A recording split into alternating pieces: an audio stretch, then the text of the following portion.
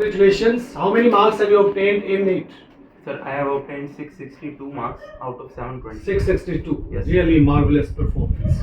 So, Thank how you. did you start your journey, mate, and reached such a height?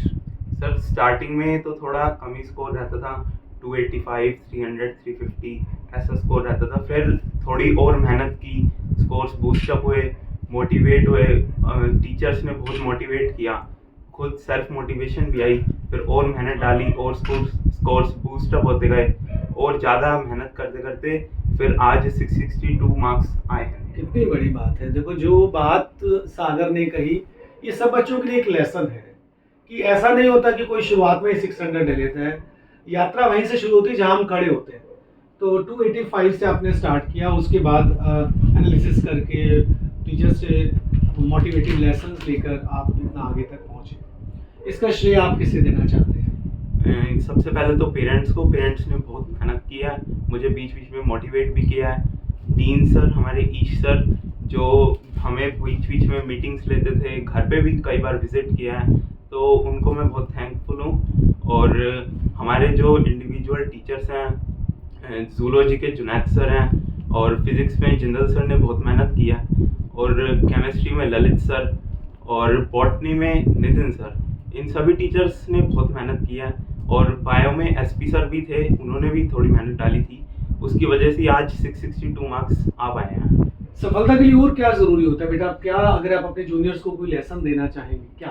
Sir, मैं यही कहना चाहूँगा कि scores पे ज़्यादा ध्यान नहीं देना चाहिए, क्योंकि कभी कभी पेपर का लेवल डिफ़िकल्ट हो जाता है, हमारी तैयारी कुछ होती है, पेपर में कहीं और के क्वेश्चंस आ जाते हैं, तो उस पर ध्यान ना देकर हमें ये देखना चाहिए कि जो हमने पढ़ा है उसमें से कितने क्वेश्चन गलत हुए हैं, उस पर ज़्यादा फोकस करना चाहिए। रॉन्ग अटेम्प्ट्स के ऊपर काम होना चाहिए। ये बहुत इंपॉर्टेंट बड़ी बात है कि रॉन्ग अटेम्प्ट्स के ऊपर एनालिसिस हम जरूर करें और उस पर हम काम करें। इस कितने आवर्स स्टडी को दिया जाना चाहिए आपके अनुसार?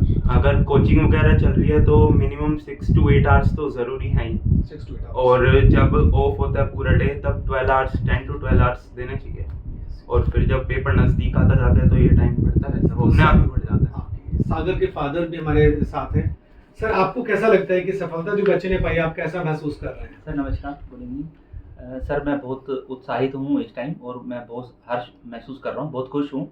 और इस सफलता के लिए सर मैं पूरे आरपीएस स्टाफ को, मनीष सर को, और डीन सर जो ईश सर हैं उनको, और सारे हमारे जिंदल सर हैं और जुनैद सर हैं, उनको मैं धन्यवाद, दिल से धन्यवाद देना चाहता हूँ। हमारे लिए तो सपना था कि बच्चा डॉक्टर बने, और सर ने तो डॉक्टर भी बनाया और बहुत अच्छे नंबरों से बनाया।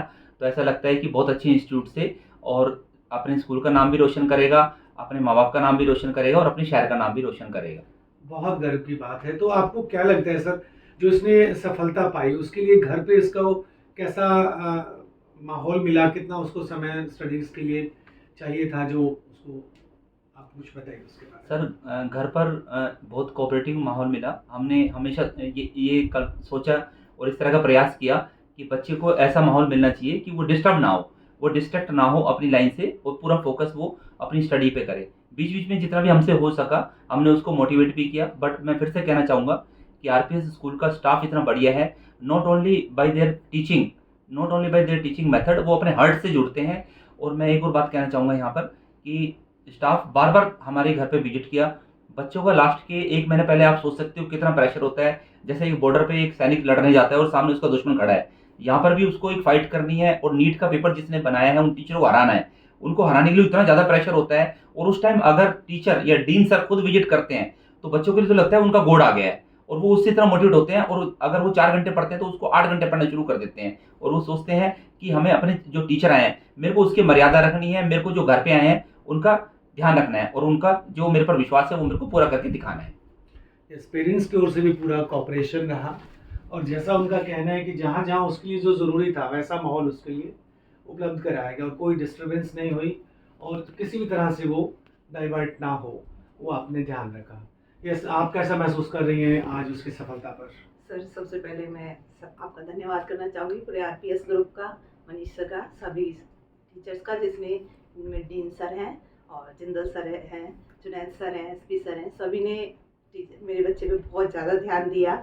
उसे टाइम टू टाइम जो जिस चीज़ की भी उसे ज़रूरत थी वो उसे प्रोवाइड कराई, टीचिंग है चाहे वो मोटिवेशन है, तो उससे आज जो सफलता मिली है उससे बहुत ज़्यादा खुशी हो रही है। थैंक्स ए लॉट, और हम उम्मीद करते हैं कि सागर बहुत ऊंचाइयों को पाएगा और हमें पूरे स्कूल को और पूरे शहर को इस बात पर फख्र होगा कि यस बच्चा बहुत आगे है।